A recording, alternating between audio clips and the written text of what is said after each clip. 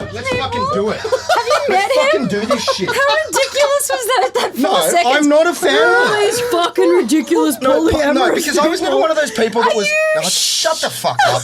I was one of those fucking people. Have you met you? What are you talking about? I'm not polyamorous. Oh my The only time god. I vacationed Ben, in the you're polyamorous ridiculous. lifestyle was when my For fucking. 5 years, you were No. irritating about this. 5 years. It can work, Jen. Oh, It can. Yeah, it was like a fervent hope in a dying relationship that.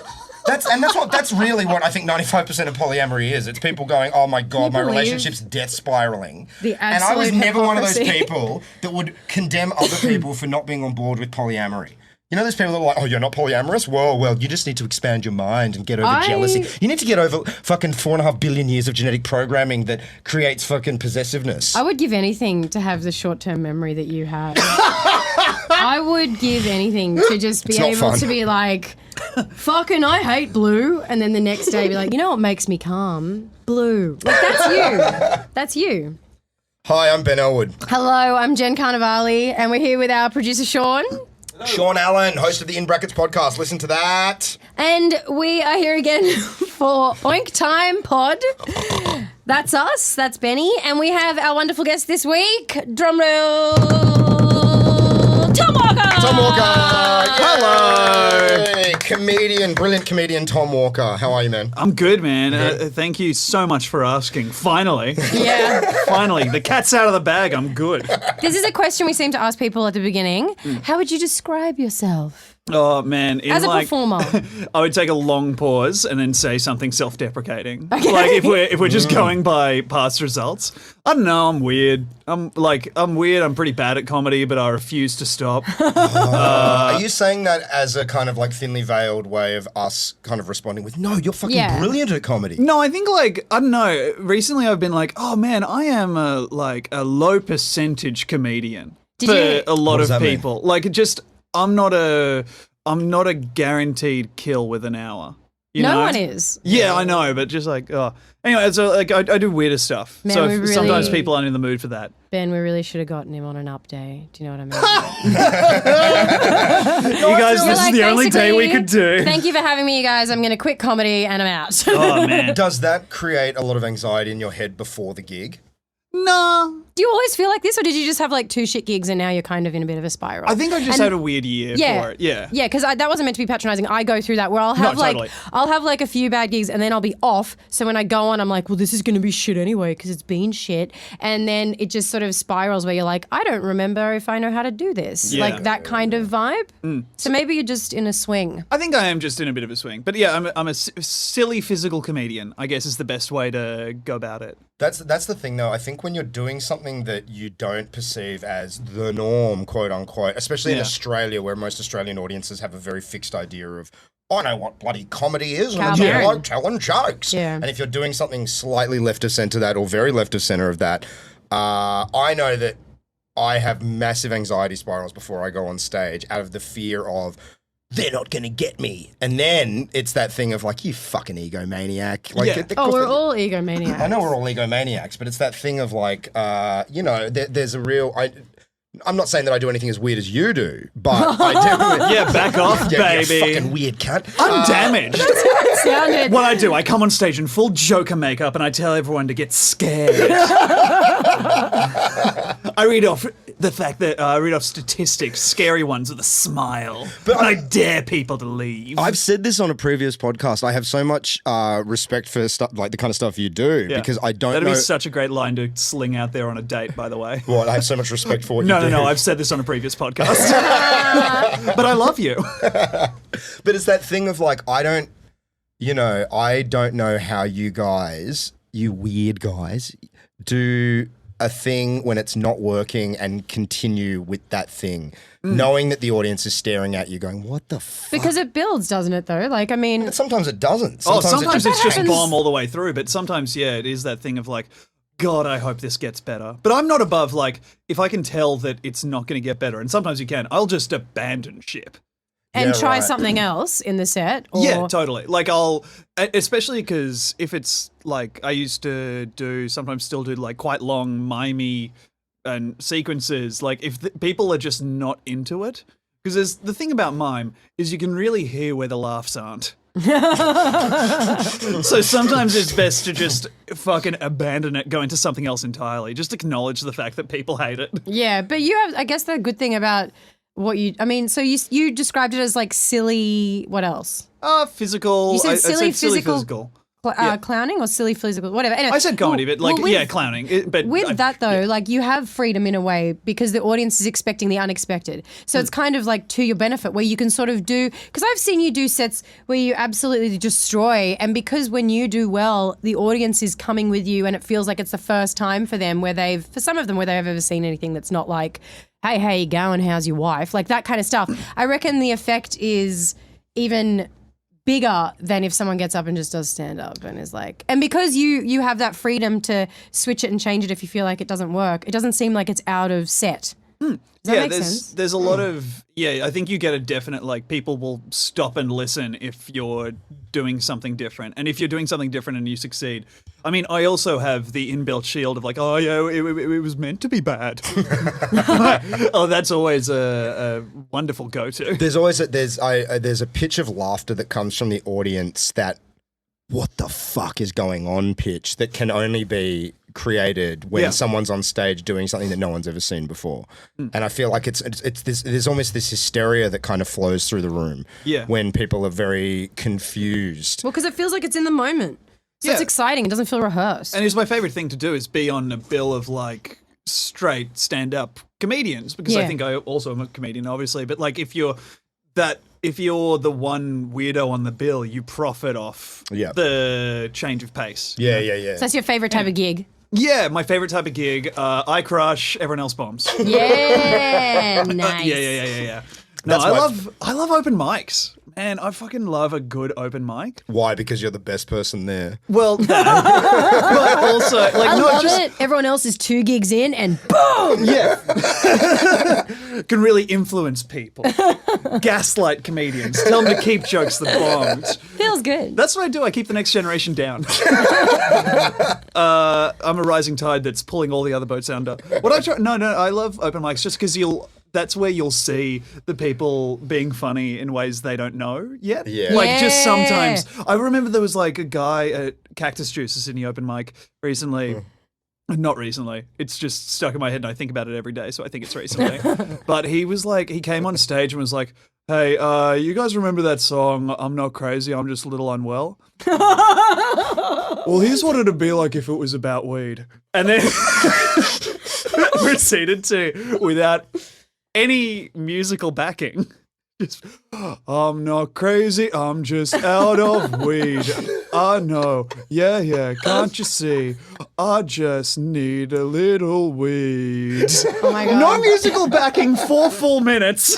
I love Deep those guys. in-breaths before the chorus. See, I've never been able to, like whenever I'm at nights and there's someone on stage that's so bad they're good. Yeah. Like I got friends, like there was this guy many, many years ago, he was probably in his maybe late 60s, and he would get up with a ventriloquist dummy. I think you were there on the night this happened.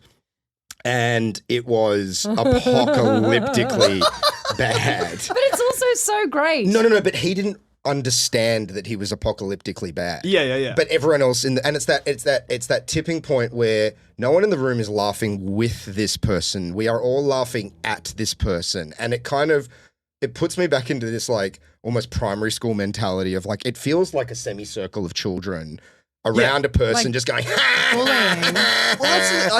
and it makes me feel profoundly sad. But sometimes do you know why you're laughing? Like I did a gig last night and there was a bunch of new people who, like we're talking like they'd done 2-3 gigs.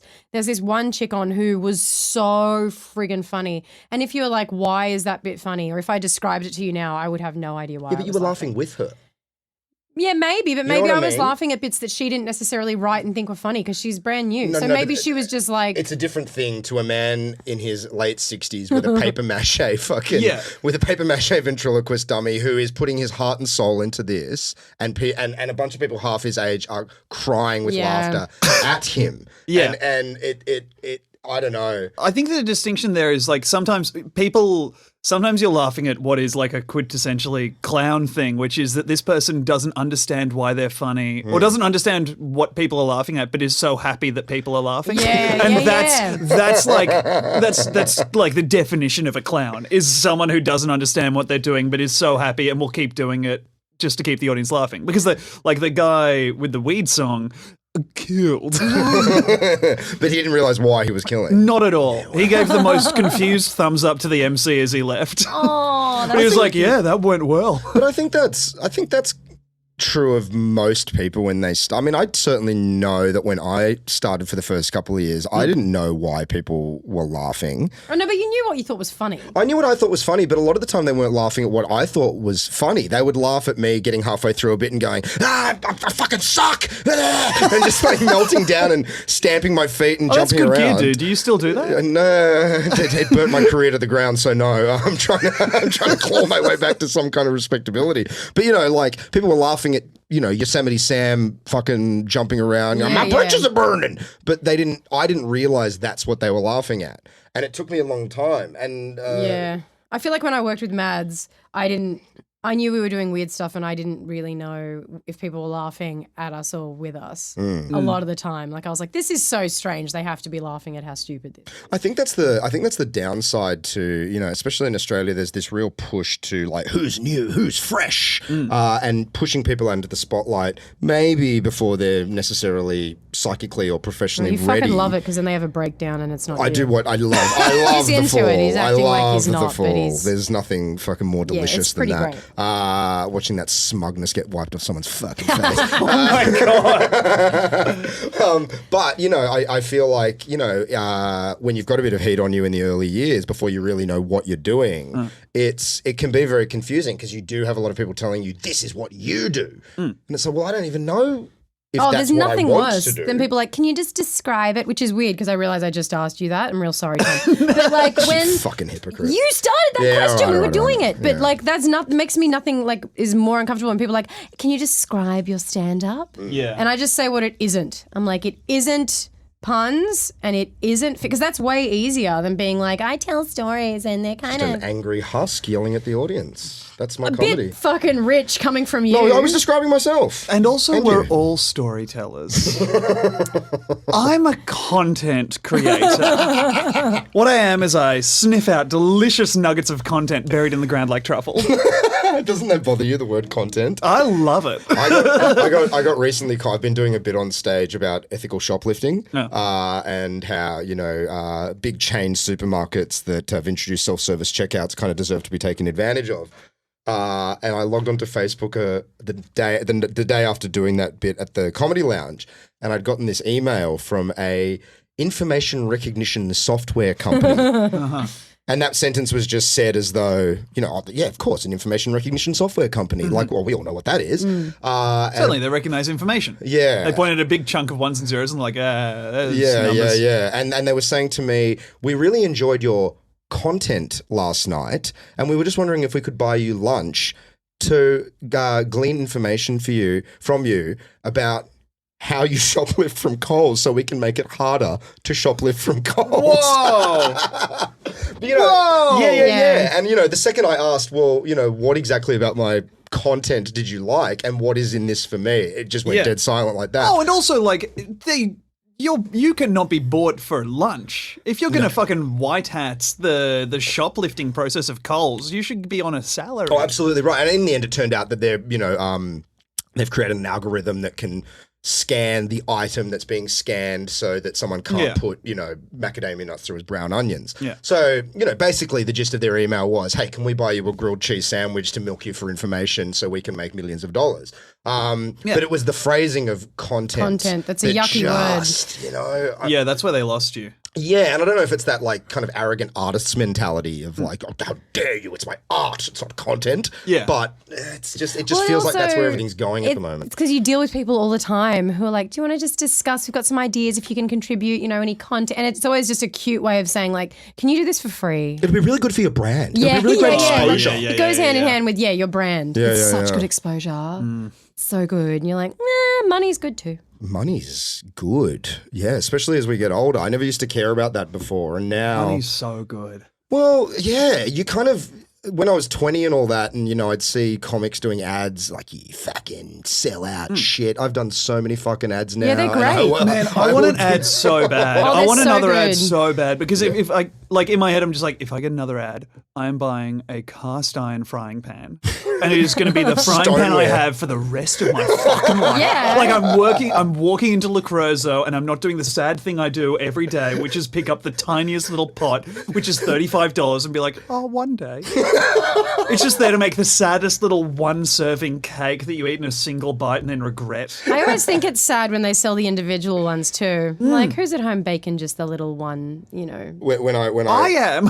Poor little Tom Walker. No, I don't have one, but every day I'm like, oh. I actually looked at them today as well. That's how you can tell you're in your 30s, like I pans. When I know. when I broke up out of my long-term relationship, I had nothing, no pots, pans, or anything. And soul, really. Or soul. I was It's all completely gone. devastated. And they've got a sad singles area in every Kmart. I don't know if you're aware of this. It's like, buy your new fucking kitchenware. And the most depressing purchase I have ever made in my life was a single egg pot for a sad single man to boil a sad single egg. And also in the Kmart section, they've got all these conveyor belt store made art pieces that you can put in your. And they had this ball made of thick rope that was stuck together with the weakest of glues that could so easily be unraveled and turned into a noose. And it was just the most appropriate item in the sad singles area of Kmart. Yeah, I was like, there's no way someone buys that, puts it in a plastic bag, and doesn't think about putting themselves in a plastic bag. Fuck. That's like a great thing, is just depressing purchases you've made. I recently got into a thing where I've been really into just buying accoutrements and then just having an accoutrement in my life, which I'm just using What to is an define accoutrement? just something useless that then just takes up space. I know it's not the right definition, but I have a fight stick at home. I have an arcade fighting game controller. Like a Donatello bow.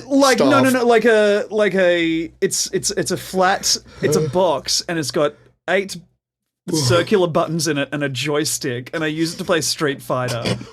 But when I got this, I replaced all the buttons with arcade quality buttons, and I replaced the joystick with a more sensitive thing with an octagonal gate, so it makes it easier to hit diagonals. And then I replaced all of the I replaced the generic art it came with a collage of my old headshots. And so now I have it and I use it, but I'm constantly I have to keep using this, because there'll come a time in my life where I take it down from a dusty old shelf. I'm like, no. I tweeted this yesterday, but I think if you put all of my hobby shit together in one room and I walked into that room, I'd kill myself. Yeah. My version of the single serving egg bowl is the amount of watercolor easy learning books that I've bought. Meditative mindful, color. Yeah. No, not meditative. Just the amount of books I've got 3 easy watercolor guides at home that I've opened once, been like, no. Dude, I spent skills that you've abandoned. I have Japanese for dummies.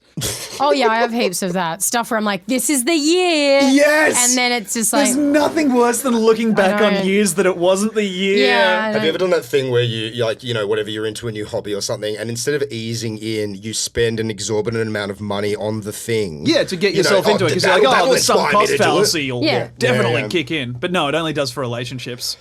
I haven't admitted this to anyone. I spent $1,500 in February on Muppets figurines. Oh! Yeah. I don't know what was going on with me. What? I don't know. I was, Ben, this is not okay. It's really fucked up, and I've unboxed none of them. They all arrived. $1,500 worth of bits of plastic shaped like Fozzie Bear and Miss Piggy. Are these why is they so expensive? Are they collector's items? No, or? they're Do they fit in that hole? Yeah, do they fit in that hole in you? Yeah, I had a Muppet-shaped hole in my soul. I'm going to point out, this is exactly, when you bought those is exactly the same time when you were like, I don't need a girlfriend. I don't need to be in a relationship. I'm happy. I'm happy on my own. I was Well, I like, used to- Ben, I think you need to make, I used friends. to be a like, big toy collector, like a big toy collector. I spent thousands and thousands of dollars on toys in my 20s. And then after a very, very profound magic mushroom trip, I woke up and the first thing I saw was the shelf of toys and it was like, oh my God. And I boxed them all up and sold them on eBay. And then at the beginning of the year, I started thinking about these Muppet... Because They're very beautiful. They're toys. They're very beautifully sculpted. There's like even the divots of the foam on the face are sculpted into I've these been, things. like, Oh, I've well, been- you should have started with that. Then it's fine. They're If beautiful. it's sculpted. All right, they're fucking. Yeah. Oh, yeah. If it's sculpted, it's worth spending Yeah, no, 'cause you're a $1,500. perfect fucking It's human what being. you're totally doing is fine. investing in art. Yeah, exactly. It's pop art. In many ways, this is a Rothko. But what happened was I went on eBay and they're exorbitantly priced because it's like they're very old and they're collector's items. Collectibles. And then I found a profile on eBay that was selling them all for around half the price that everyone else was. It was like, well, then you have to. You're saving $1,500 if you buy these things. It'd be a crime So not where- to. You bought them from other Ben. You're buying them from you, who's like 8 months ahead of you. In 8 months, you are going to sell 12 them to... years. I got rid of these things 12 fucking years ago. And I've got them all. They're all boxed up. And every time I walk past them, I'm like, what was going on? That's You're the trying thing. to step back in time to a simpler period. simpler time, When 'cause- toys made you happy. That's the thing. You get into your 30s. Like my 20s was hellish, but now I look back on them like, no, that was the day. That was when it was all good. Well, because it was hellish, but you still had energy to be happy. I was Yeah. not happy. No, the best part of the best part of being in your 20s is the fallback of potential. I'm sad all the time, but think about what could be. Yeah, and then yeah, you're in yeah. your 30s and you're like, oh no. Yes. I'm exactly 28, right. by the way, just to get that out there. No, No, I it's totally okay. agree I mean, with you that. can talk about what you see. It's fine. We know what we're like. No, it's on the horizon. No, I totally agree with that because in your 20s, you're young enough to still be like, well, tomorrow I'll get my shit together. And Where are then these Muppets in your house now? in the spare room, they are unboxed and they are sitting there, and I've put them back on eBay. Oh, dude. You're going to And lose I'm just money 'cause hoping, you I'm just unboxed hoping to them. break even. That's all. Just break even. Yeah, I don't know what happened. You can't have this be a part of your life. I've got a very- if I've- you break even, then this is just out of your life and it's a story that never happened. Exactly right. Yeah, exactly right. Yeah. Is that good or bad? It's better than, I don't know. I mean, I think you just really need to start leaving the house more, and you need to start going on dates again. I don't want to. and No, you fuck need that to shit. I don't Stop want to do that. buying toys and things. Let's you and me go on a date. We can like throw rocks at cars or something. Yeah, just What are your out and hobbies? be, I don't know. I get very obsessive with things. I mean, last week I bought a $280 collection of all of Al Jaffe's fold-ins from Mad Magazine. I don't know Yeah. what's going on with me at the moment. I think we Someone's trying to feel a filthy big old fucking void. void. You know what I mean? And it's the anticipation of the thing arriving. yeah, It's yeah. like, oh, because I kept getting text messages going, oh, Yeah, it's just yeah. left France. It's It's, on its on its way. way. and then it the arrives, idea and of it's you like, oh. sitting down and just happily flipping through page after page of Fold-in. saturated fold-ins. An item that cannot be enjoyed because it will ruin the resale value of the fucking book. On one page, it's the unfolded version. On Oh the my other page, God. it's the folded You version. bought a fold-in book that you can't Can't even fold fold in. For $280, I'm not fucking creasing the pages. Are you kidding me? For $280, you're missing the point of the fold-in. No, Tom. If you came over to my house, you would see exactly the same purchases, but one area of interest over. Exactly. Because I've spent like $150 on plush toys that are like weird collectory things. What, shaped like what? Plush toys. I have like 4 plush toys in my house right now that are like, one's a big blobfish, like 'cause that's one of my yes, favorite great. animals. Yeah, and one's fantastic. like this weird fictional proboscis monkey, but they just are there. Like, and I was like, these will make me happy, and they have. Man, They do temporarily, but then it just becomes more stuff that's invisible. I bought a $120 powdered Toastman statue. Someone's bragging Yeah. about their money now. Well, This is no, what because this I don't is have any doing. money because I'm I buying fucking spent- nonsense fucking toys that are going to serve no purpose when the fucking world ends. I can't buy any. I have guilt if I buy anything. I used to. I That's have the thing. so think much guilt. It's from my upbringing. If I spend money, I'm like, I shouldn't have bought that. I went through years where I bought myself nothing, and this year I'm buying everything. But it's This stopped year's now a because treat year. It's exactly. You got to treat yourself. Spoil yourself. You know, like, but what's the difference between that and someone buying a fucking $1,500 Gucci handbag? You know, it's the same shit. It's just, yeah, I guess. it's yeah. just in a different shape. One has a use But yeah. Or what, a $1,500 bag? You can still use it as a bag. I mean, it has the same use as a $500 bag, but it'll still be a better bag than your powdered toast figure. No, because people walk into my house and go, "Oh, that's a really cool powdered toast man statue." No, they don't. No, they really don't. I'm going to stop you right there. Tom, that's the worst. That's the worst part about it. I've had so many guests over, and I'm like sitting in the lounge room going, "Are they gonna comment on the powdered toast man?" No, they're one doing comments. you a kindness by not commenting You're on a it. 38-year-old man with a powdered toast man By statue. not walking into your house and being like, "Oh, cool, expensive toys, dude." Hey, you know what's great about these things? The fact that they clearly cost you a lot of money. Oh, where's your bed? Let me look down. Oh, it's on the floor. Cool. You're eating Maggi noodles every night so you can afford powdered toast man. Oh, fuck. Should we do the Should we hat? go to the hat? I think we're going to go to the hat. Yeah, let's do it. Okay, So you pull a word out, keyword. Sweet. You know the Yeah. concept. I just want to say that to the listeners that this is a blue baseball cap. I pictured, for some reason, when I listened to the episode, a magician's top hat. People keep saying That's that. exactly what David's getting said. And they're like, it's this shitty trucker hat that I have. What do we got? We got humiliation. Oh, Man, humiliation. this is rich ground. Yeah. What comes to Tom Walker's mind when the word humiliation is uttered? Oh man, I guess like the first specific thing, if we're going Harold monologue style, is just I was watching this. It's just a scene from a boring show that I was watching. So, What show? Altered Carbon. Okay. It's like a that's cyberpunk. rubbish. It's so bad. It's bad. But I'm kind of like I'm in a relationship and I'm trying to find things that I can watch alone that aren't good enough that they need to be shared with my partner. Oh, that's You know? yeah. Sweet. Yeah, it's a specific genre of TV. No, I know exactly what you're talking What about. is your favourite show to watch with your partner? Just We as watch a- either Grand Designs or Star Trek: The Next Generation. Ah, very nice. Okay. Grand Designs is mwah, mwah, mwah, mwah. Yeah. And that is also plays into humiliation because watching people steadily realize that Kevin McLeod is telling them that they should have got a project manager and also that they were fools for not planning for rain is Planning for rain. yeah, they never do. No one in England ever plans for rain. They just think that they will get the magical 10-month period when not a drop will fall on a brick. I lived in England for 10 months and it never didn't rain. You didn't last 10 months. Well, that's true. I lasted 5. We moved there together. He was supposed to stay for 2 years and he bounced. Do you know what the plan One of was? the best things about this is that you guys functioned as each other's fact check. He didn't last that long. Well, the plan was that I was going to live in her apartment in a tent in the lounge room. Oh my god! In a tent? Why would that make it He better? wanted to was- save money and it was a big lounge room. But why does the tent make it better? It's some privacy. I can jack off and So he not had be... some privacy. Yeah, but the downside to that is sure you're doing it privately, but everybody knows you're jerking off in a tent. Yeah, but They we just don't knew know he'd when. do And all they that need to do is anyway. shine a spotlight on it. It'll be like that Austin Powers shadow bit. Yeah. Oh, I reckon I'd be able to tell if you were masturbating in a tent. There'd be a very sad tone to the gross.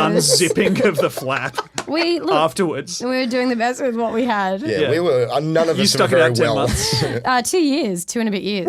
Yeah, so did Mads and Eric. Benny went home. For love. Left all his shit Which turned in to London. hate. Left it all in London. Yeah, asked us to mail it back. I was like, I'm not mailing back your weed-filled shit and then getting fingered up the arse in the airport because of you. But, we've moved on. So, humiliation and TV. Humiliation and TV. Altered Carbon. Yeah, well, the first thing that comes to mind when you say humiliation and TV is watching the first episode of Whose Line Is It Anyway Australia, which I was on with the rest of the cast, because that was You a felt hell of an humiliated? experience. I don't know if I felt humiliated, but it was me and another guy were the only 2 people in the room who were like, wait, this is bad. You Why? felt like it was bad when you were doing it? No. Well, doing it was so fun. And because I was hanging out with my friends, I was, improv comedy is an innately joyful thing. Yeah, If yeah. you're doing it well and you're having fun with it, which I think we were. And then I watched the edit and I was like, oh no, this is a bad show. Like, Oh. I don't know if you guys have done that. Like, just What, Given- regretted something? Yeah, I can stretch my mind that far. If I have to. I can get there. yeah, it was so weird because that's like the biggest opportunity I've probably had. It's definitely the most money I've made off like comedy. But then Was this post, you got that post your show kind of blowing up? Yeah, your post live show. newcomer. Yeah, right, that's right, nom. yes, So yes. it was post my first Melbourne Comedy Festival show. Right. Yeah. And so it was like this great moment of like, oh, holy shit, I'm getting opportunities and stuff. And then seeing that and being like, oh no, this is no good. Why? The edit, was there an obnoxious laugh track sewn into it? A mix of things, no obnoxious laugh track, but just like the edit I felt was a beats off in a bunch of ways. And then like they kept stuff in that they'd promised they'd take out. Oh, like, that's not good. Like they kept telling us, just go out there, try something, and we'll edit out the stuff that bombs. And I was like, okay. And so there was one point where I just jumped in and did something that bombed because like I was like, oh, okay, who cares? Because I know I can. If a joke bombs in that context, I know that I can do what I think we can all do, which is be like, oh, well, that didn't, you've always got your post-bomb thing your that'll get a laugh. lines. I can Yeah. always react to that going badly, and that'll save it. Yep. And so I went out there and they kept it. And it was just this moment of like, Thanks, guys. Yeah. Yeah, it's really hard when you do stand-up like we do because you're up there and you're in complete control. If it's dying, you're in control. If it's killing, you're in control. And the moment you work with other people, all of a sudden so much of the control is out of your hands. It's really freaky because you're like, I don't want that bit in there, or like I want that bit to... Do you guys feel that having done comedy or doing comedy kind of almost... Doesn't it completely inoculate you against humiliation, but you get more comfortable with humiliation? Oh, I don't know about that. It's pretty hard to make me feel like... end of sentence. Actually, yeah, no, we're good here. Let's call it a day. It's pretty hard to make me feel. That's it. Wait. I'm interested in that. Yeah, Is that true? I know. Me too. I think I've been saying recently, I think I get like 3 feelings a year. Really? Really? Yeah, if we're not counting anxiety as a feeling, I'm like happy. I don't know. Like I've been happy, a few times this year, but like all the rest of it, I'm kind of just coasting on Are neutral. you medicated? No. Okay. Sometimes I'm like multiple times this year, I've been like, I wonder if I'm on the spectrum because I'm like, I shouldn't be this relaxed or I don't know what I am. No, go. Do you feel that you consciously or unconsciously cut yourself off from feeling because feeling can It's hurt too much. a lot? Like it's too much to cope with. Not really. Like I don't know about unconsciously, but sometimes I'm like, I distance myself from things, or like I do a bit of meditation and stuff. So I'm like, okay, well, I don't have to feel that. If a feeling comes my way, or like an impulse comes my way to feel a certain way, like I'll just be like, oh, that's not productive, and I'll just try and distance myself. So and that's I'm not where always successful. I'm not like a Zen. But that's where it comes from, where it's like that feeling's not productive, so I won't indulge in it, type thing. Or that's what makes me attempt to distance myself from it. But that also is like, I'll sit around and be like, I'm fat. For like months. Yeah. Fuck Yeah. you. Man. I hate it I fucking hate it when an asshole like you goes, I feel fat. It's like, how are you looking at me then? You must see the fucking blob whenever you're looking at me. Oh man, there's no straight lines anywhere. This guy's just curves. See, I'm interested in It's like 3 Rubens Yeah, ran me into too. each other. that. Just someone melted a Renaissance woman. One of those No. candle spheres melting. Yeah, no, I think it's just that thing of like, your own body issues don't play into how you see other people. Like, Yeah, true. Yeah. No, but So- I'm interested yeah. because I feel like I feel too much all the time. and I feel that Me too. I think that's quite Yeah. debilitating in a lot of ways because when I'm angry, it's full blown, and when I'm joyful, it's full blown. It's this constant state, and I'm saying this is me as well because we're a bit similar. It's a constant state of de-escalating. Yes. Either the joy or the anger. It's like, because if you're that happy, you're like, I got to chill this the fuck down because if I don't, it'll be like a crash or it'll be like a having hard... to kind of talk yourself down from No, but like, emotion? okay, so Benny the other day was like really, really happy, but he was like, I know it's going to drop off really, really soon and I'm going to feel shit again. Like that type of thing where it's just this always state of escalated emotion, whereas you feel like you're sort of like gliding and occasionally have little bumps. Is that right or no? Yeah, pretty much. Except my glide is kind of like a low hum of anxiety. Right. Like mostly is just like Like waiting for something to go wrong or just...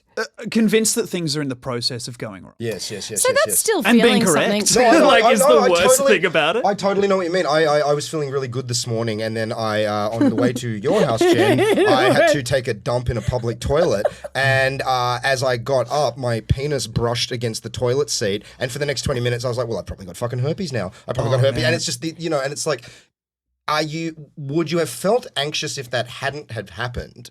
Or was the anxiety there and it's like, oh, great, we can just attach ourselves to Yeah, that? looking for something. Can I tell you guys something that ruined like 2 days of my life Please. recently? So I went to the doctor. Always a great start.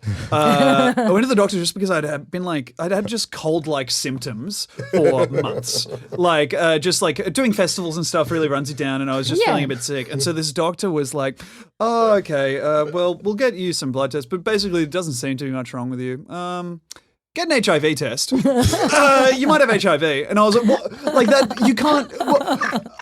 And he was like, yeah, you might have HIV. What are you fucking doing? It's very treatable these days. Yeah, I was like, well, don't just chuck that. It's like, do they even know what they're doing with that? It's like you have just planted a seed in fertile soil. Yeah. You have turned a seed of anxiety into a mighty oak. Yeah, and then I was like, oh, okay, cool. And then, so as soon as I got up, I was like, well, there's no reason I should have HIV, which means I definitely have HIV, because it's always the ones you least expect. So what I did was I just went home. I had a show that night. It was awful. Like, and then the next day, I woke up. Somehow I slept, but I just woke up with like, another day of having HIV.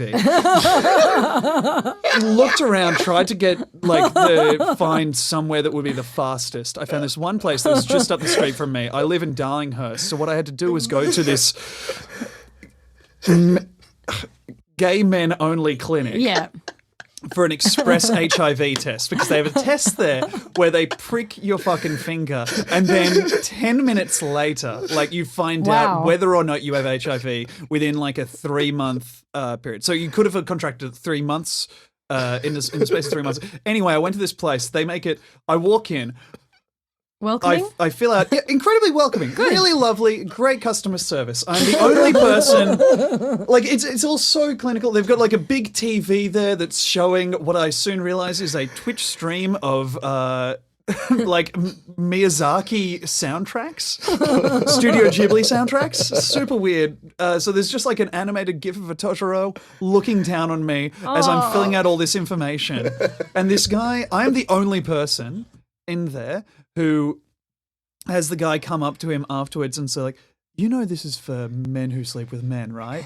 Well, because when you filled out the form, did they ask? Yeah. It's explicitly only for gay men. But I'm Did the you only lie on the person. form? I absolutely lied on the form. Sorry, yeah, that's indicative of this. I decided to lie and say I was an at-risk population who is either a homosexual man or a homosexual man engaged in sex work, because it's an express clinic and those are the only really people that it serves. And so I said that I was a bisexual man who had anal sex with men.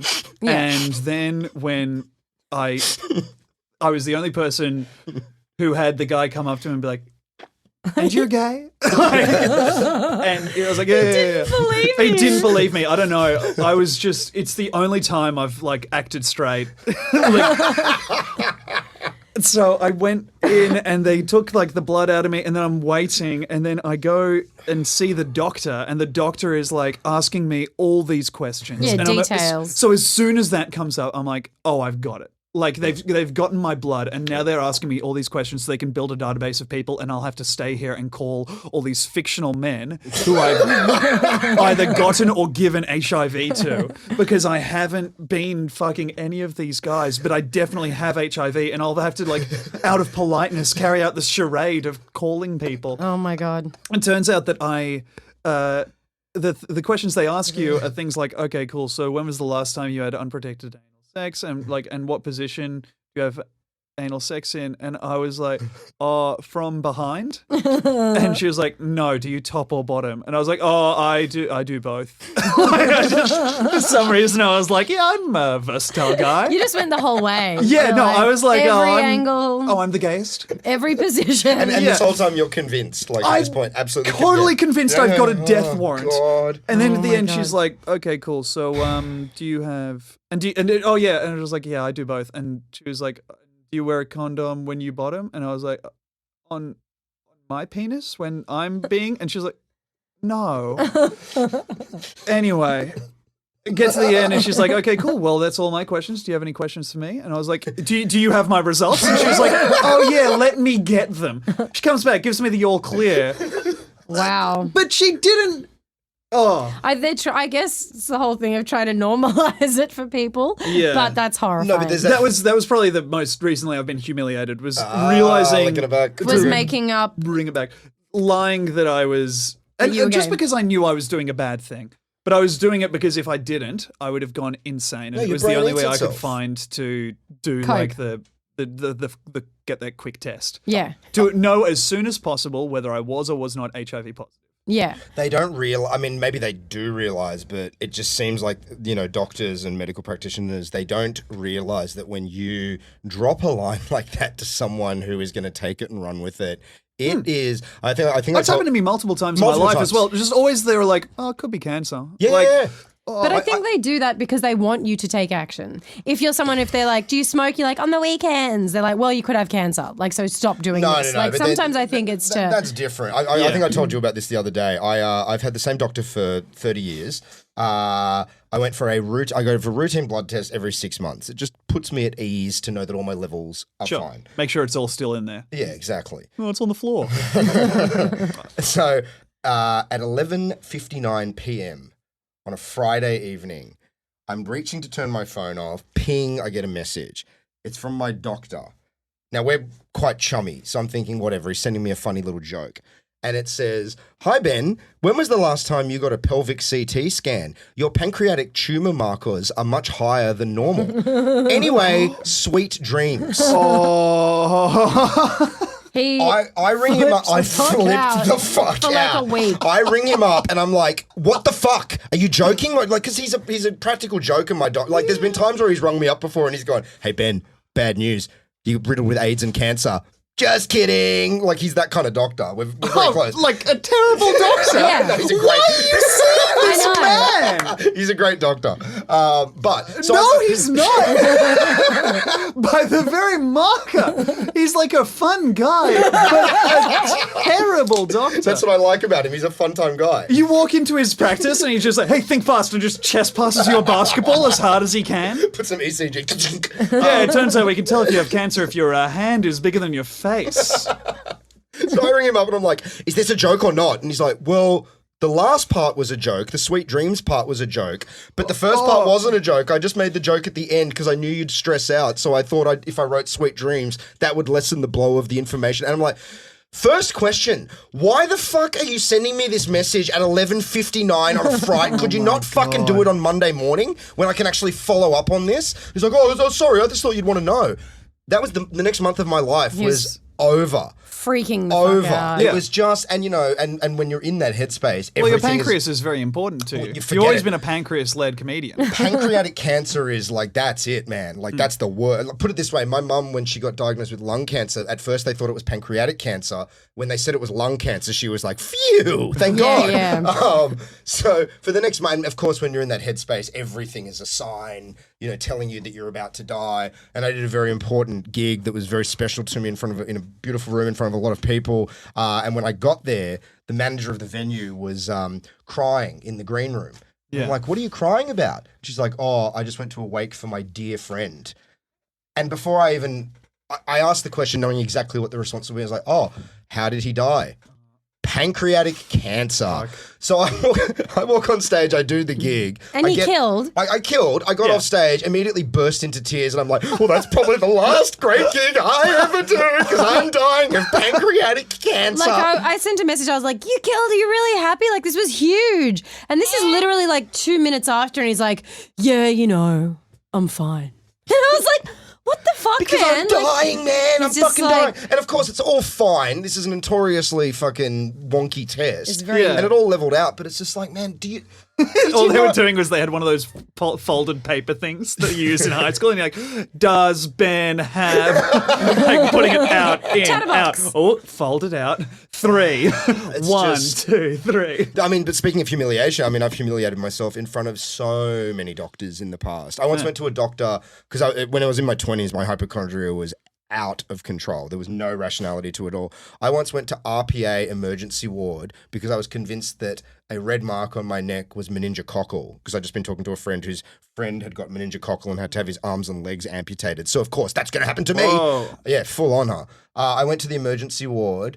The nurse looked at me and went, "It's a fucking shaving rash, mate. Get out of here." Oh.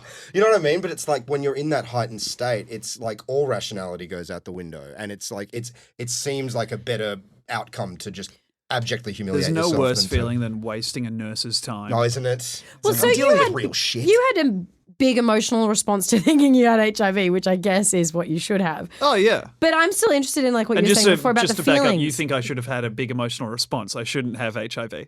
No. 'Cause that- Because Okay, cool. you were saying how you had only experienced like a few big emotional You seem like responses. you've lived a dirty life.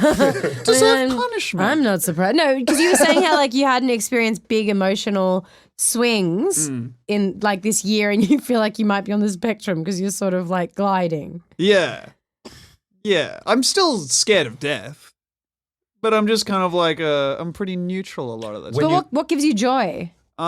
Just like, I guess I have a bunch of hobbies, but a lot of them are creative. You know, like I do a lot of drawing and stuff. Obviously comedy, doing comedy. So if you do a great set, do you get the big high afterwards? Yeah, but in like a weird detached way where I'm like, well, okay, like this feels great, but also, you know, it would have been fine if it went badly. Because I view comedy as always like it wouldn't have been, but I'm always aware of like, you know what, that could have gone badly. So just temper yourself for the time where it does. You're like so in control of No. your emotions. It may seem that way. I think it's No, he's just got a that- defective brain. yeah. Oh, okay. Sorry. My bad. Sorry. Never compliment me. Did you No, not feel... I think I'm just aware of them. Like I'm just aware of how badly I take failure. So is that why anything- you're keeping the lid on it? Because it's like easier to keep the lid on and glide than to delve into it? I really don't know if I'm keeping the lid on though. Like I still spiral negatively. Well, you just said, I fear failure. So is that what it is? I you know, you hate fear failure. failure so much that it's easier to detach from the emotion. Because Yeah. then if you know, it's that whole Yeah, like, well, maybe. if I don't try, I can't lose. Yeah, or if I don't feel the joy, then I won't feel the pain. So I'll just go Yeah. with it. Like just pure acceptance all the time rather than you don't look that comfortable with this conversation, Tom. No, I'm just. Stop asking. Oh no, I would just like I'm always. My initial response is just always like, don't talk about yourself. No, Like who could possibly care? But like, yeah. Did you not feel an overwhelming joy when you were nominated for Best Newcomer? Like, did that affect you emotionally? No, like I was like I felt great about it, but then immediately that's tempered by even when I won, I was like, yeah, this is fucking awesome. And I always make a point. I don't know if you guys do this, but when something genuinely cool or like good happens, or I do something well, what I do is like I have this little dumb thing I do where I reach behind my back and I give myself like a pat on the back, like a literal solid pat on the back, Right. just as like an acknowledgement to myself that like this is good. Oh, Well done. I'll be more inclined to be like, this was great, but it's all fleeting. Yeah. Oh, that as well. So I lean more towards that, where I'll like dive in and enjoy it really well, like have fun with it. But in the back of my mind, I'm like, but you know, it means nothing because everything means nothing. Yeah, that's like my overriding thing as well. We all have that. Like my favorite thing ever is the like Roman triumphal procession where the slave is in the back of the chariot behind the general whispering, "Remember, you will die. Yeah. You are just a man. Yeah. You are just a man. You are just a man." Yeah, absolutely. Which Yeah, is yeah. my ideal role in any gig. Did I ever tell you that what I thought Ben's ideal gig would be? Oh, you're probably right, but what is it? I think Ben's ideal gig is to do a spot in a night around the middle of the bracket, or maybe like just before the headliner. Yeah. Smash, completely destroy. Yeah, make the headliner uncomfortable. Yeah, and then come back on stage during it to break terrible news to like so he's smashed, he's destroyed, and then during someone else's set he comes up on stage because he's like, guys, I'm so sorry, but everyone needs to know missiles have been launched. Gas lines have been breached. Irreparable damage has been done to these suburbs. Reading off the suburbs, just being able. I think it would be his greatest joy. Yeah. It makes me so sad that you think I to bring people this Autoland of comedy, where you give them the high and the low. And also I to like have no, and also to have people need you. Like, Ben, what else happened? Like, that's very you. You need to be needed. I do need to be needed. It's hardcore. It is, isn't it? Yeah, it's exhausting. You think it's exhausting to be next to? Imagine living in this fucking head. Yeah, I don't want to. Needing to be needed. It's fucking awful. I think that's common between all of us, is that we're all like, yeah, listen, I'm hard to be around, but I'm around me all the time. Yeah. This sucks. Yeah. I got a rampant Rumpelstiltskin running around my head at all times, just lobbing grenades into the room. That sounds like a Sage Francis lyric that he threw. I'm a rampant Rumpelstiltskin. Like one of those rappers that one of your friends when you were 17 would be like, nah, man, this guy really talks. Oh, man. Well, that's like, I haven't worked it out yet, but I want to do this bit about heckle. When people heckle, I'm like, I can't believe you thought you could hurt me more than I could hurt. But you have no idea what is going on in this head. Yeah. All the time. Calling me fat is like a good day. Like, it's like, you know, it's so easy to. You're at level 1. Yeah, You've had one night of experience with this. I've been doing this for 30 years. I can Even teach saying you some 30 things. years hurts me. Do you to bring back to the word for a minute? Do you recall your first, or the first time that you felt abjectly humiliated? Yeah, as a kid. Yes. An awards ceremony when I was a kid. Tom Walker got called, and I stood up, and it was a different Tom Walker. Oh. And I had to sit down and watch other Tom Walker walk on stage and get an award. And did people see you stand up? Absolutely. God. Because, and I just want to make clear, everyone was sitting on the ground. And I was a tall kid. This is like primary and so school? I was like, yeah, this is primary school as Right. well. And so there was the time when I got told I couldn't do Taekwondo anymore unless I learned how to tie my belt. And so I quit Taekwondo. Oh, little Tom. Yeah, the teacher was like, listen, no, I can't keep tying this for you. And I was like, you're right, you can't. And I'm out of here. How old are you? I was like 5, and this bitch teacher's like, mate, you got to fucking grow up. I was like 7. Oh, that's still little. But still. Humiliation's so weird. I wonder what the kind of the evolutionary reason for it is, because I've always been very fascinated by that idea that Shame. Is it shame? I think so. Because I've always been fascinated by that thing that, you can be walking down the street, and if you trip over in front of a bunch of people, it doesn't matter how fucked up you are. Your leg could be broken, and I feel like most people would register the humiliation before they would register the fact that they're injured. So I went to Japan recently with Chris, and the first night we're going through Shibuya Station, which is massive, and I'm like really tired, and so is he. And he's like, "Do you want me to carry your suitcase as well?" And he had this giant snowboard bag, and I was like, "No, I've got this," because there's like 50 million steps, and I'm stubborn. And he's like, "Are you sure?" I was like, "I'm fine." So he goes off ahead. I get to the top of the stairs. I fall so hard. I smashed my leg and face on the steps with a massive suitcase, and because it's Japan, people are like, like just around me. I burst into tears because I am in like such a state, so humiliated, so tired. And Chris came over and he's like, "Are you okay?" And I was like, "I'm so embarrassed." And then it was only like 2 minutes later I realized, I was like, "Oh, my leg is bleeding and I'm in a huge amount of pain." But the first thing was like, this is mortifying. But it's interesting because you would think just as an animal that your first port of call would be, "I am injured." Something is my wrong. bits together still. Yeah, but that's completely overridden by, what do these strangers who will never remember this event ever for the rest of their lives thinking right now? Who are literally walking over me and my bag. But that's the thing also is like, they'll never remember you or the incident, but I specifically recall people I've seen fall over. Like, I Do replay you? them in my head sometimes. Sometimes I'll just sometimes there's just one moment where a guy has like stacked it, and then the moment that I recall is just him getting up as if he didn't. I found this thing recently of Keeping it together. this woman posting about how she went on a date with a guy and he fell over on their first date, and she was like, okay. Then on the second date, he fell over again, but this time he pretended that he was looking at something on the floor. Oh God. And that's bad. the best. See, the falling over's okay if people own it. If they're like, I'm in pain, but if you're pretending, that to me is more humiliating. Like if they're like, oh, whoops, I was just checking out this ant. Like that is embarrassing. You need to be hurt enough that it's not okay to laugh at. Because that's like something that laughter is like a response to, is signaling that everything's okay. But like if you fuck yourself up. So that's why every time I fall down, I just run a razor blade gently across my forehead. Even if it was just clearly twisting my ankle.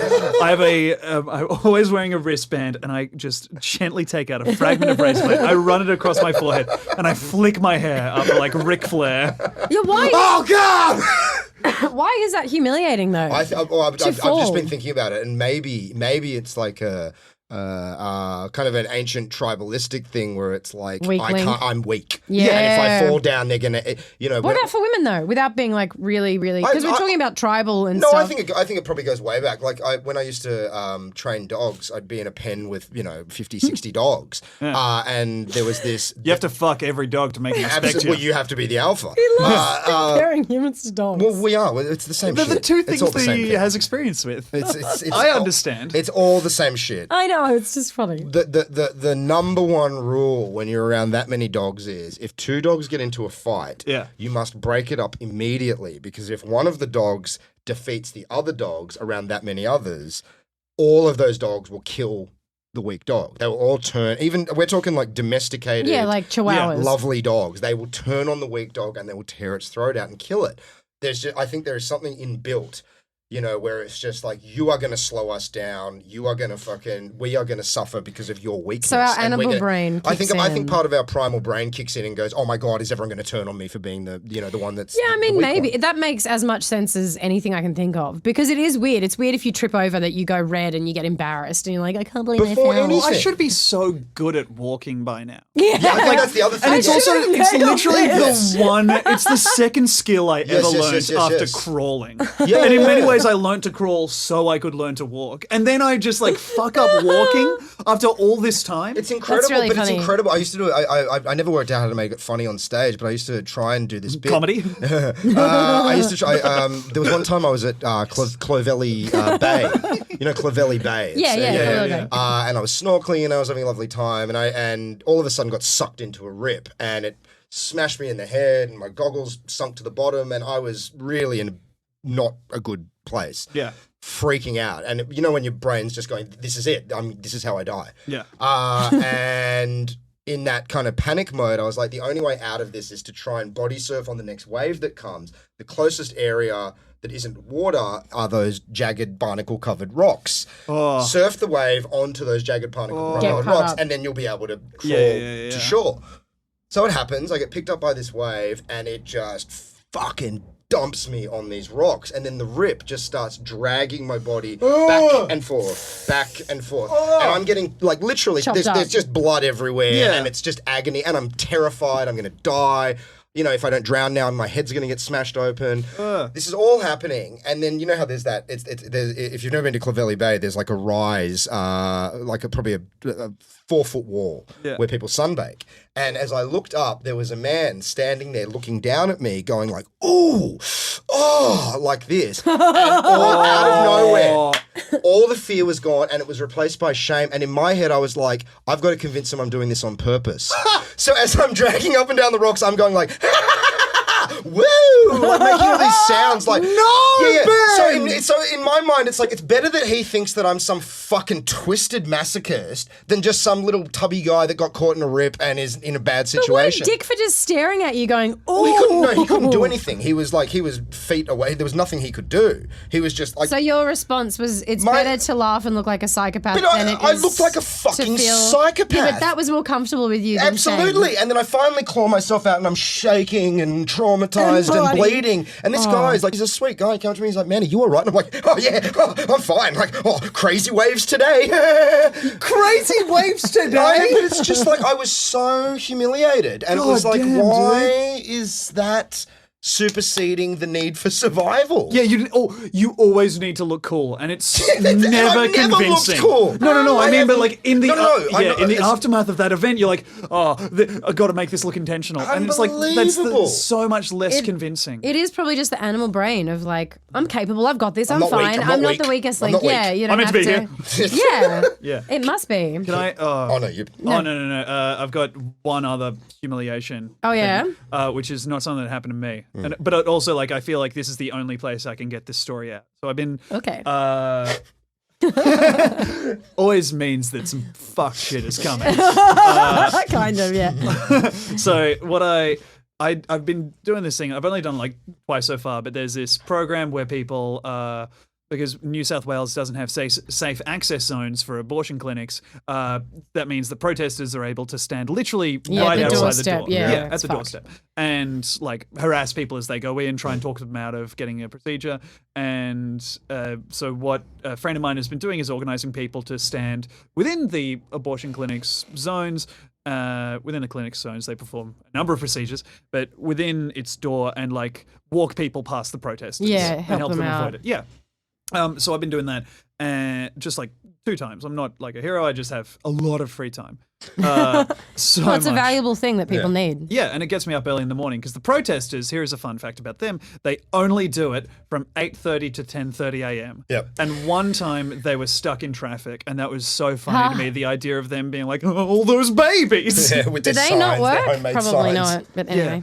They're like, I don't know, I think they work weird hours. There was this one lady called, her name doesn't matter, I guess. But we Okay. all know her name. She's like the feature, and she's like the most vocal crazy person. She wears an A-frame covered in like photos. I of, know like, this one. Does she stand in Surrey Hills? Yeah. I Yeah, fucked with yeah, her yeah. head good once, but I'll tell you after Oh this. fuck yes! But she stands with an Toxic A-frame that has human like the prominent graphic on it right now is it's a barbecue grill with like little formed Fetuses. hands and legs and that's stuff great. on it. Like it's To think that she I mean, sits at she's home making mentally, collages. but she's of- mentally unwell. Like, I think you'd have to be be doing that shit. She's, or she just really believes what she believes. yeah, I think yeah, which I and think that's is the also thing. a bit of mental illness in there. That's the You're thing like, is also like I don't begrudge these people their strategies, but also I'm like so questioning of their commitment I do. to it because like if I thought that these people were genuinely killing babies, which is not what they're doing, but if I thought that, like you would have to protest. Yes. But Well- also the thing they're doing is insane and they're awful. Yeah. Ben and I have both worked with children in need, and I feel like if a child isn't wanted, it probably shouldn't be kept Yeah. around. I agree. I 100% agree. Yeah, Many- anyway. This lady has this thing where they have little models of fetuses in Yeah. inverted commas, where they're just exactly human babies, but to the scale of the fetus, and they're not at all factual. But what she does is she just holds this one of them the whole time, and this is the day that we found out that the little models are made of rubber because she dropped. I wasn't there. She dropped this tiny little model of a baby, which is about the size of a peanut, and it bounced into the clinic. That is So she had to go in there to retrieve She it? couldn't. Oh, so good. Because they've got cameras That watching is the door. And so she so couldn't. fucked. But just her watching this baby just doing, doing, doing, doing. And I'm like, not another! And she couldn't get it. She had to wait until a postman came. And she was like to him, could you pass me that? oh my! Could you pass me the tiny bouncing baby toy? It went where all the others went. Oh, that's so fucked I up. should have seen this coming. So good. That is so fucked up. Yeah. I encountered her her many years ago when I used to work in that area in the call centre district of Surrey Hills. And she used to... That's what we call it in our tourism details. Welcome to the sunny call centre district, just by the Spanish Quarter. I'd never encountered this before. So I was obviously horrified. Like, what are you doing? Oh, it's fucked. And, the first time I tried to reason with her, the second time I yelled at her, and then the third time many months later, I went up to her and I was like, hey, do these guys pay you to advertise for them? Because me and my girlfriend, we didn't realize this place was an abortion clinic. There's no signage out the front. But thanks to you, we know exactly where to come to murder our unborn children. And the fucking look on her face was priceless. I don't think that it ever stopped her from doing what she did, but it made me realize, like, I think a lot of the way to counter these people is through... Humour.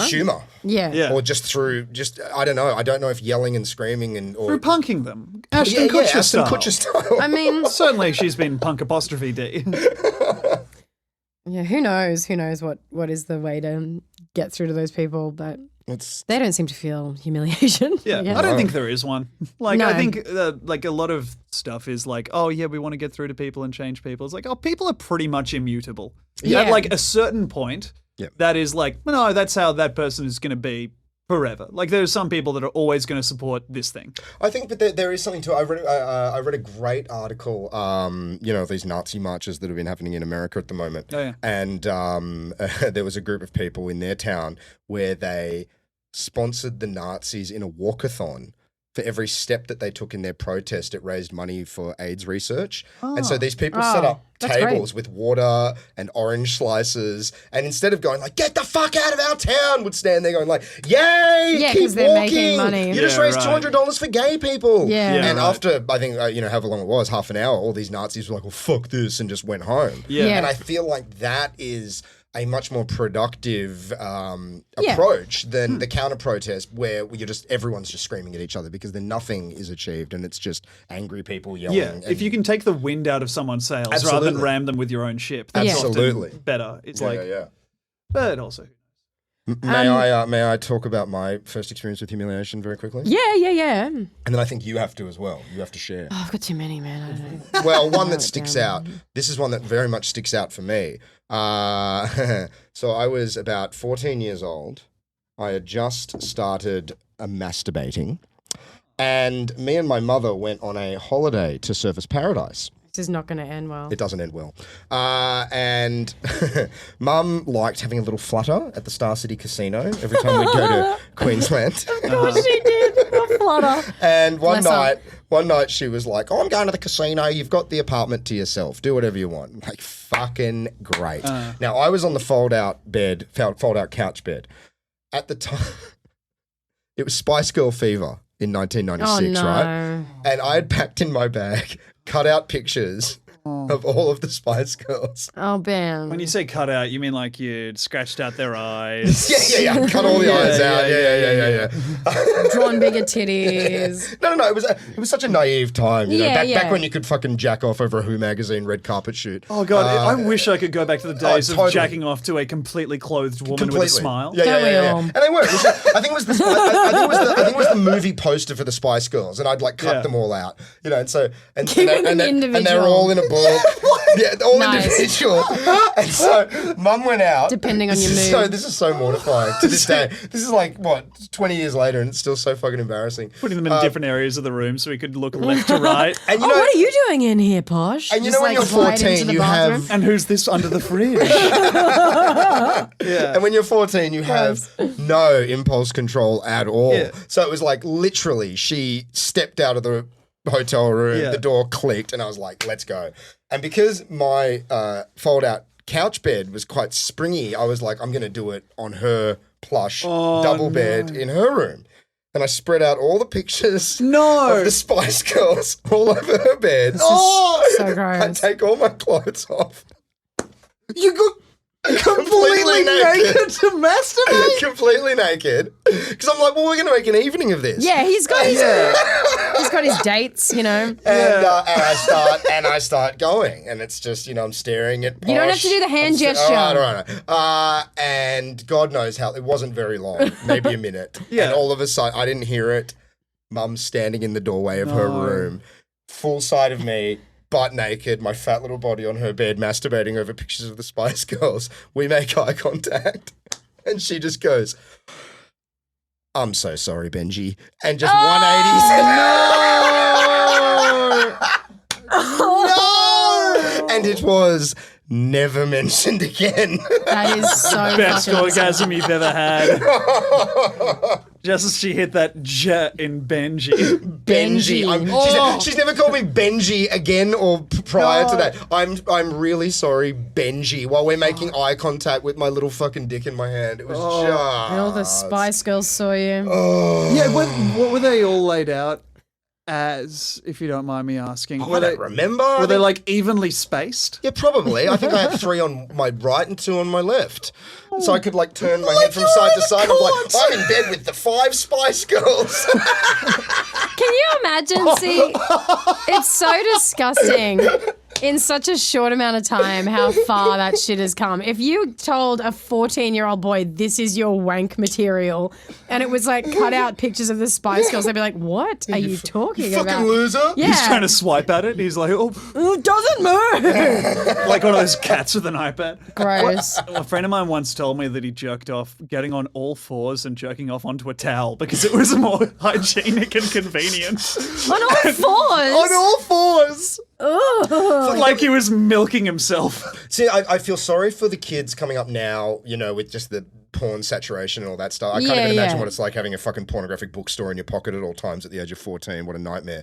But Earlier. Yeah, you can tell Earlier. it. Yeah. But there is a lot more acceptance of that. Like when I was in high school, we were all at a sleepover when we were 13 or whatever. And I remember telling my friends, you know, I masturbate, and they thought I was gay. And their logic was, you like touching dicks, that makes you gay. You know, But you grew up like on the beaches. on the or something, beaches, didn't yeah, you? they were pretty fucked up homophobic dudes. But still, That's so it was funny. so taboo, and it was so like, you know, that's fucked up, man. I mean, So I don't know what's better or worse, which reality is preferable. I think the one where less people are getting choked. So back in the 80s back and in the good old 90s, days. probably. Where you still had an imagination. Yeah, well, and you didn't have to show the most fucked up thing in the world for people to get Do you know excited. that rosebudding has made its way into mainstream pornography? Yeah. That what's is rosebudding? a prolapse. Oh, no. tush. Yeah. I don't care for this at all. Yeah, Yeah, but you know what I people mean? It's do. like, but who cares for it? It is the most horrifying thing in the world, and it has I'm somehow. so sad that I know that term now. Well, there was this. oh, But you know why what I has mean? this It's like, happened to me? what's going to happen? Is it going to go backwards where everyone's suddenly just like, hey, look at that ankle, that's hot. I hope so, because do you remember that doco I sent you? John Ronson does a doco called The Butterfly That's Effect about the sex fantastic. industry. But Fantastic. basically, the young guys who are filming porno with women, Yeah. rather than getting hard from the experience that they're in, they were like on their phones, Yeah. like on free porn sites, trying to get hard to fuck To the woman fuck who a was in real-life human. front of them, who was Yeah, a porn right. star. Oh, man. So it's like they're so disconnected and so fucked up. But, you know, I mean, you got to take the way it's advantage of the going. Wi-Fi. yeah, I mean, use it while You got you to can. direct his Free Wi-Fi. It's free. Yeah. Damn. Oh man, are you gonna Yeah. do yours or? None of mine will match that. I mean, like humiliation, like, you know, majority of my life, I think. Like growing up, I don't know, I was really shy and I looked like a 10-year-old until I was in my 20s. So that was mortifying in itself. Like I remember being really, really young and being like, I wonder if guys find girls attractive who have no boobs, who have braces, and who look really little. Like I just like was. And now you have the internet. It's like, oh yeah, They they do. do. They fucking do. This whole Finally. time. This whole time. Yeah, I mean, I was just like, I think a very uncomfortable, embarrassed child most of the time. Like I was really socially, I mean, nothing's really changed. But I was like No. so socially uncomfortable and so I feel nervous and, you know, like just like, I don't know. I feel like we probably do need to wrap this up soon. But I feel like, do you think humiliation? I don't know. I feel like it's either a form of egotism where it's like everyone's thinking about me all the time, or it's knowing within your, like I know I'm a very judgmental person, and I'm quick to, you know, throw someone under the bus in my own mind. And I guess I assume that everyone else is probably very much the same, even they're probably not. it's probably just me being an asshole. Yeah. But I feel like maybe, you know, a lot of my humiliation comes from thinking, oh, if people judge as harshly as I do, then I couldn't stand to be thought of in that way. I never think that many steps ahead. I'm usually just like, oh, I said something stupid again. And they're going to think, oh, actually, maybe it does stem from that because I read into everything like people do all the time to the point where I'll be like, oh, this person did this and I think that that's what that means. And Chris will be like, you're crazy. But then usually it proves right. Yeah. So I feel like people do it to me. Like I'll say something dumb and then in my head I'm like, oh my God, they are going to be like, Jen is such a fucking idiot. And so that sort of sticks into my head. The reality being that even if people are thinking that, they also don't care. 3 nanoseconds later, they're they back to don't themselves give a going, shit. I'm a piece of shit, everyone hates me. So maybe it is all ego. Just this self-reflexive fucking clusterfuck of everyone thinking that they're the most, you know, shameful person in the world. Oh, and aren't we all? Yeah. Shame-filled. I hope you've had fun, Tom. Have you had fun? I have had fun. Great. Thank you so much for having me. Thank you. Where can people find you on the internet? Oh, God, in the darkest corners, in the deepest dark webs. web. Yeah. Forums. You'll find me with my legs on each individual strand of the deep, dark web. I am Shelob of the internet. That's one of my favorite. It's one of my favorite things is to just talk like that, and it's been banned at home. Like, but so whenever I'm out, I have to be like, "Oh, it's banned." Oh, just 1 second. Yeah, you're in love right now, right? Certainly. So you do feel. Yeah, I know. I was thinking that before. I didn't want to bring it up because I don't know if you're okay with that. No, I'm Ben very. doesn't care. But yeah, you are like, you know. Yeah, I love my girlfriend, but you know, it's just always like, What? I don't know. I don't know if I'm feeling right.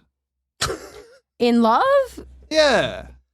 What do you mean? It's the right type of expressing love? it right or feeling it right within yourself? Expressing it right. Like, because right. I'm, like, literally, we've had conversation before because I'm a very monotone person where she's like, I love you. And I'm like, I love you.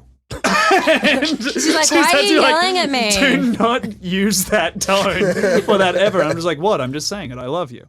Yeah. Like it's so Anyway, so Okay. to jet out of the studio before we start talking All right, about that. sorry. Okay, so how can people find you if they want to look you up or see your shows or listen to your podcast? Woo! Tom Walker is good on Twitter or Instagram. And Great Twitter feed you have. Thank you. God bless you. Not many people do. My podcast is bigsofttitty.png, all one word.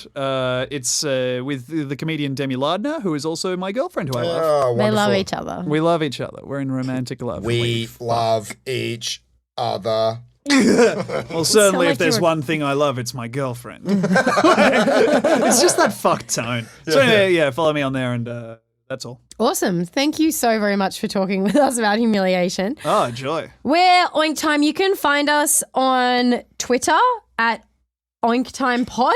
I always forget. It's always sorry, I was just gonna say it's always good in like the first few episodes where the people are clearly struggling to remember their social media handles. Man, you think we would know by now. I suck at social media Yeah. so bad. Okay, yeah. So at Oink Time Pod is our Twitter. We're on Facebook. I'm on Twitter at Ben Ellwood, at Ben Ellwood 11. Ellwood is with 2 L's. Yeah, I'm at jencarnovale.com and I'm on all the Twitter and stuff like that. Our producer is Sean Allen. You can check out his podcast in brackets, a podcast with Sean Allen.